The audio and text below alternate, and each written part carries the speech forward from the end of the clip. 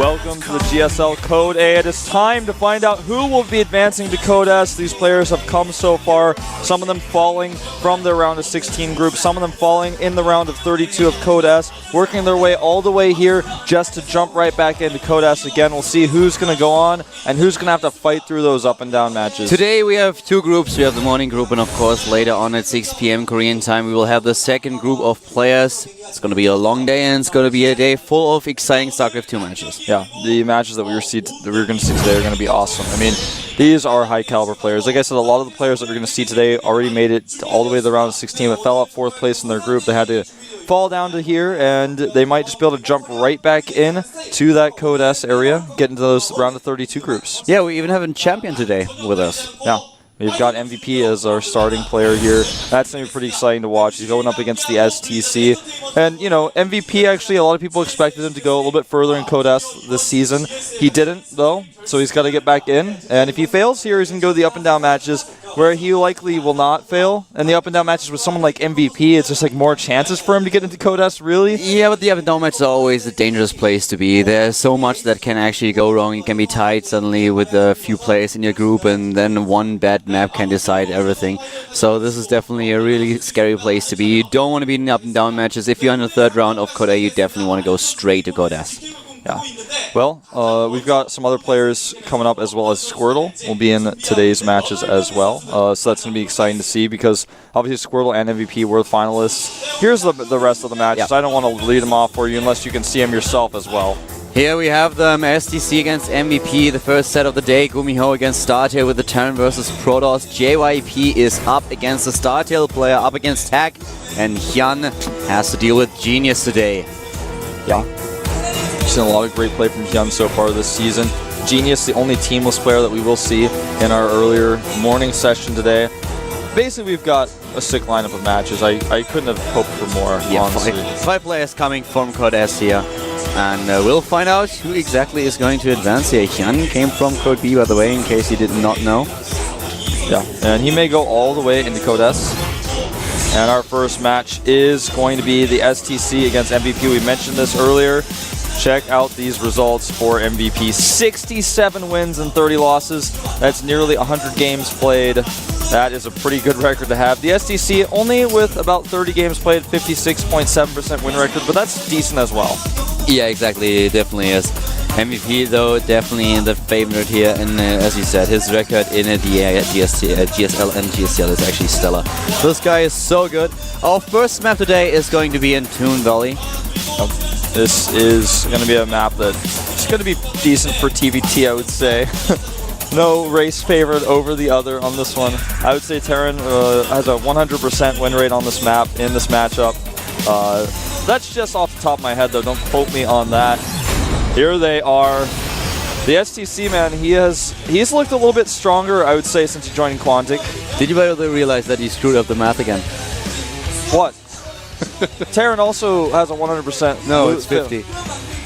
Nah, man, it's 100%. Terran has a 100% win rate. In this matchup, no. Yeah, man, in this matchup. One Terran loses, one wins. So it's 50. But still, Terran wins 100% of the time. Think about it. Also, 100% of the time they lose. That's one way to look at it, I suppose. So you have to look at the cup half empty or half full, but 50%? Nah, that doesn't quite make sense to me. That's the more, I don't know, the more logical approach, I guess. A half full cup is a half full cup. Yeah. It's also half empty, though. Yeah. But half full. Yeah, I guess. I mean, the thing is, a cup is designed to hold things. Don't argue with the math teacher, though. I will not. Were you a math teacher? No. Oh, okay. No. I was like, oh, whoa. No. Don't worry about that. Sick color back history that I didn't even know. I was like, whoa. No idea about that one. No, but I have a history of arguing with math teachers because I thought that you could actually argue math. Turns out you can't. No, that's definitely not the case. Well, we are going to load up game number 1, Quantic STC up against LGIM MVP here on in Toon Valley at the GSL Code A, cast by Caldor and Wolf. Our first best of 3 of the day starts on Toon Valley, as pointed out. We have to the bottom right of the map our first Terran player. In the red color is Quantic TheStC. This Western style StarCraft sound is always so awesome. Yeah. Really like it. I think it's funny, I'm waiting for these straw thingies just going through the screen. To the top right, we have our second Terran starting for LGIM. Yes, it is. Giant MVP. Yeah, well, maybe we'll see a map in the future with tumbleweeds. Actually, you know, maybe... Is it called Tumbleweed? Yeah, it cool. gets the name because it just rolls, you know, tumbling on the ground. And, you know, in the future, maybe a map with tumbleweeds. I think we may have had Backwater Gulch may have had tumbleweeds or something. I don't know. But gas first, both players actually. And these positions can get pretty nasty. If one player knows the other is doing this and just responds by a quick Viking because they'll have their starport up very quickly as well, then you can shut down all sorts of things, whether it's really fast drop play or Banshees, you know, whatever you face. But if both players go Banshees, you get into a funny situation where it's like, do you micro your Banshee or do you micro against his Banshee as both players are Banshee attacking each other? It's really quite interesting to see how this goes sometimes. It can be quite silly. Yeah, maybe we are going to see a Banshee high five later on when they fly towards their opponent's base. We'll find out. But for now, of course, one gas, not a second one. We'll see if one of them is taking a second gas here. Yeah, and MVP is choosing not to wall with his barracks, which means his barracks can finish slightly faster. He'll get his orbital up slightly faster, but the STC is going to be a little bit safer with his wall, and if should he choose to complete it against possible Hellion play. Doesn't look like we're going to see any proxies, as neither player has sent any SCVs out at all, not for scouting nor for making those buildings somewhere on the map. As you can see with the win ratio just a second ago, MVP has a really good record on this map, whereas the STC so far was not all that successful on Entombed Valley. This might change today, but MVP definitely the favorite player here in this matchup. Yeah, and you can see the win rate in Terran versus Terran. Slightly in the favor of the STC actually, but yeah, the sample size is just so much bigger for MVP. Exactly. So when you face more strong players, like MVP is, since he's been the top of Codes so many times, he's faced so many stronger players than the STC has as well. So not only has he played more games, he's played against better players than the STC has.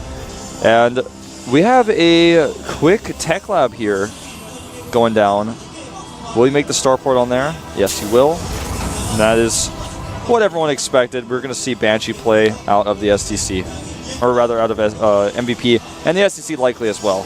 We don't have a second gas yet though, so we won't see any kind of cloak timings, and of course also a scan out on the map now for the STC. MVP did decide to not send out an SCV thus far.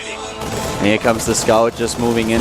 Now let's see how exactly this is going to plan out. Of course MVP really wants to apply some pressure here, he needs the scouting information.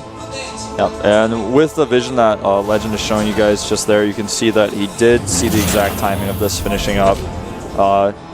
He's actually going to sneak his Hellion with some Marines around the right side here. And this is something that MVP will not see. And he's going to actually, if he's out of position here, be in a little bit of trouble.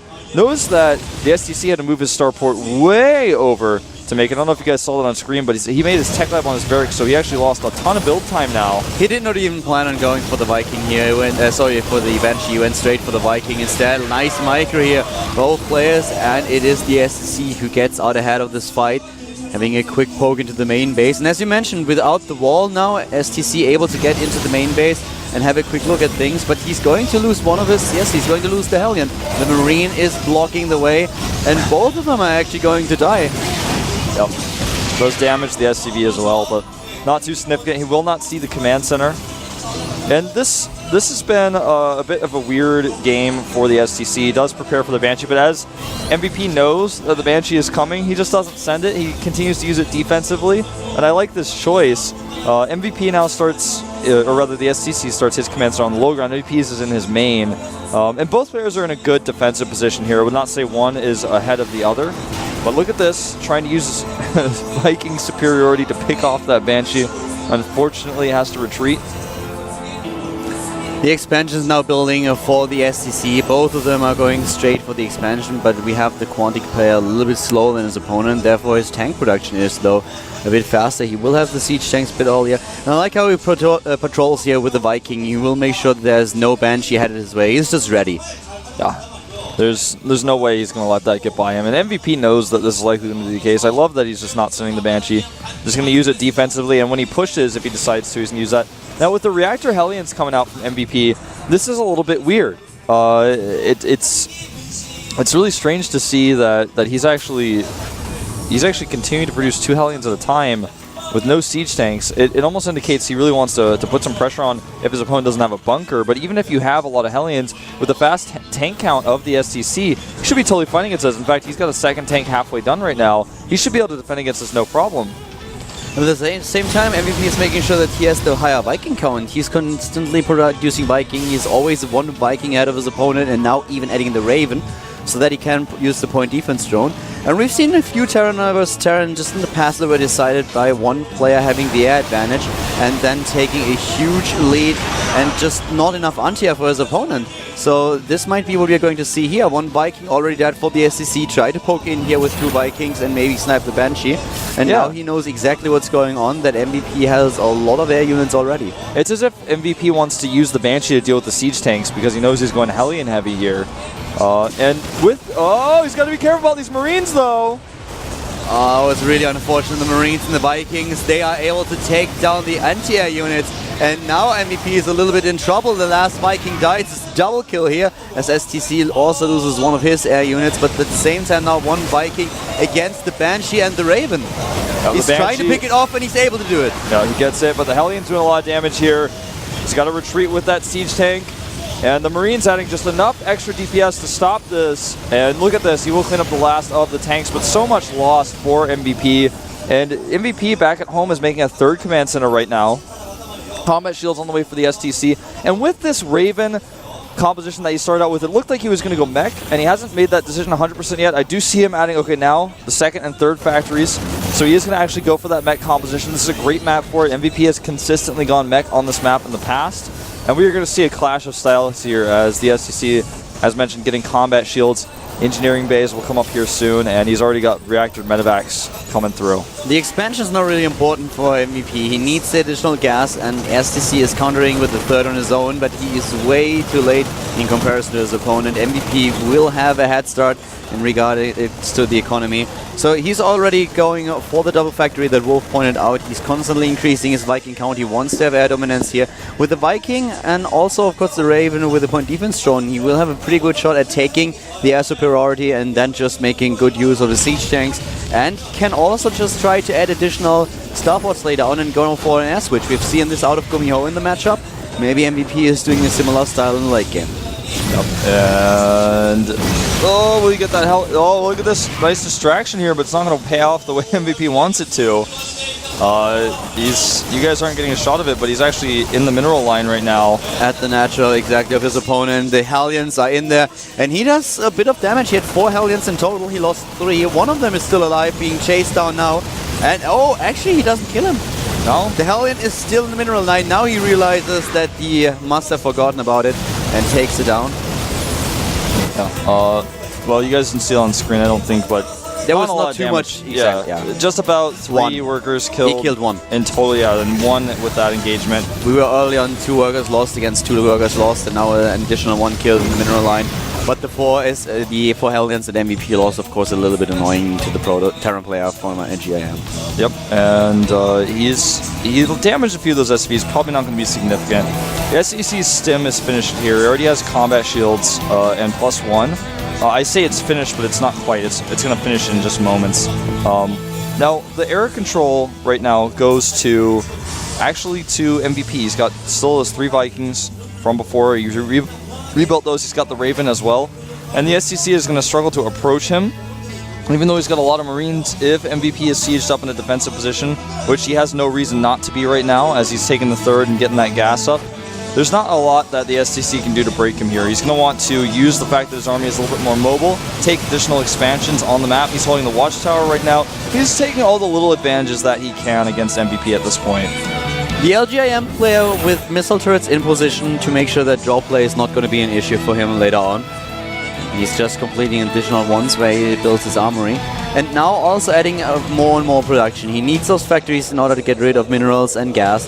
And as Wolf already pointed out, the STC just looking for a few openings now, but MVP with the air superiority has a position where he can make good use of the siege tanks, use the siege tank range. And MVP in total is just looking pretty decent here. Being on 3 bases, having a slight advantage in the harvester count, he's doing really well. Yeah. The +1 attack is on the way for MVP's tanks, but it's way behind the bio army of the STC and upgrades, and that's not always something you can really compare. It's almost like apples to oranges, but it is something to note, as 2-2 is going to come up pretty soon. Actually, he's only got +1. He didn't make double base, so he's just getting +1 armor for those Marines. He's trying to desperately attack these Vikings. He wants to pick them off because he knows that if the Vikings are around, there's no way he can approach any angle on MVP. MVP is sneaking some Hellions around the left side during this while adding those production facilities, but a great wall-off set up by the STC. There's no way he's going to get through there. Now, if STC doesn't lower those supply depots, he won't be able to get into the mineral line and do the damage that he wants to do. But a few Marauders are sent his way, and he intercepts those Hellions no problem at all. Is actually able to snipe off not only 1, but 2. Very well done. Trying to go for a drop play here, apparently, but intercepting MVP's Hellions will definitely be worth it for him, so job well done. And at the same time securing his just entire 3 bases once again. This complete defense is impenetrable. No, it's going to be, yeah, like you said, impenetrable. There's not a lot for either player actually to do to attack the other one. The 4th base of the STC is going up at the 6 o'clock position, and it is a little bit exposed right now. And Blue Flame Hellions are about to finish. MVP is just slowly inching his way out here, using that Viking leash, trying to bait the Marines into the siege tank fire, doing what he can. He may even try to use some auto turrets here to break this tank line. I don't think that's going to be something he wants to waste his energy on right now, though. Triple siege tanks coming out for MVP at a time right now. +2 started for him as he gets his own 4th command center ready. This drop that you mentioned earlier, though, could pose a problem. There are 2 turrets, and if he avoids those, should be able to drop, but he's not. In the middle, yep, the turret is killing. Both of the turrets, they're taking down the Viking, no problem. The Medivac, no problem at all. The last Marine that he was able to drop is taken out by a few Hellions, whereas the middle of the map is still dominated by the STC here. He has the sensor tower, he knows exactly about the movements of MVP. He will scout when MVP unsieges his tanks and moves forward. He can always scan and make sure that he has the maximum range. There they are, the 2 scans for our 2 Terran players. And tanks firing at each other with the scans. A little bit strange that he's scanning, considering that he has the Vikings to get vision. But the SEC, of course, has to scan.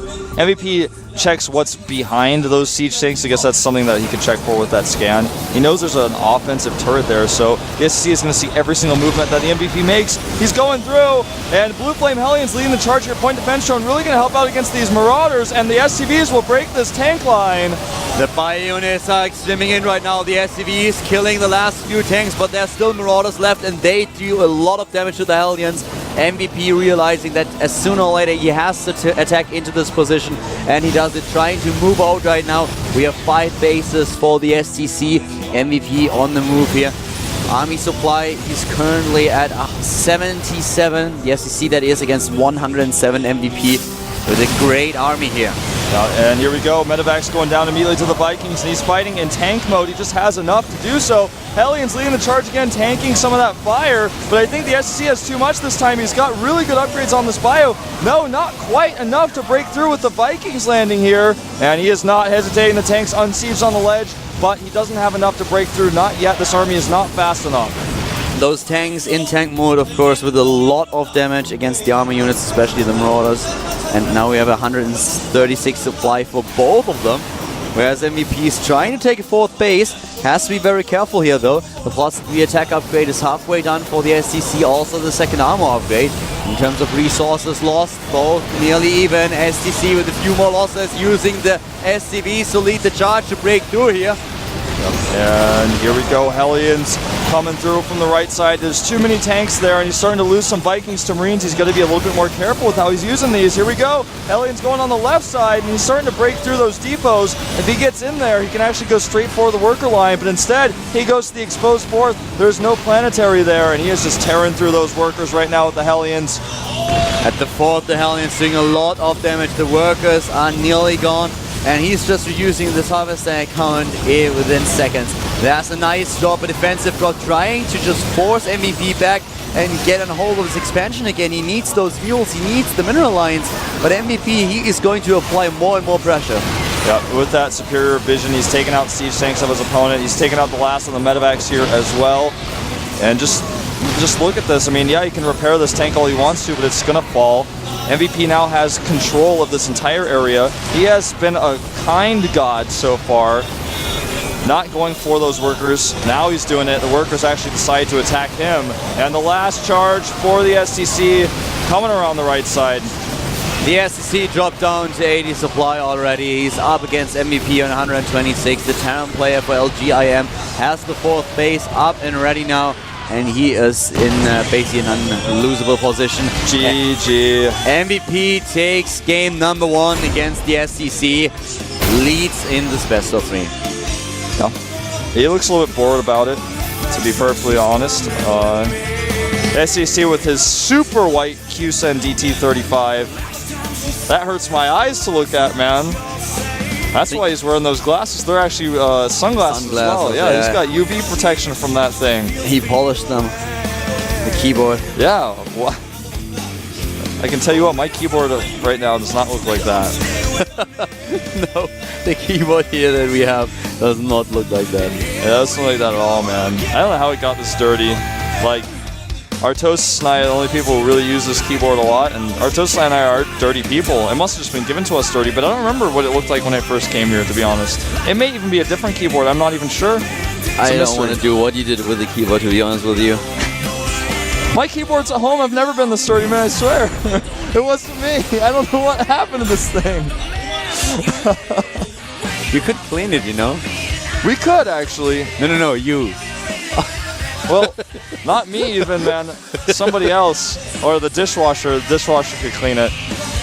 That may be something that's reasonable. Yeah, with the keyboard and the dishwasher. There's no dishwashers to be had, though, in Korea. That is, as far as I know, I don't know anyone with a dishwasher. But, oh, not at all? Well, I'm sure they have some. I mean, like, for example, at a restaurant, you need something like this, but not in any homes I know. No apartments with dishwashers. Okay. The game is up and loaded. We'll see if the STC can tie up the series or if MVP, the one who's won so many championships, can take him out 2-0 here at the GSL Code.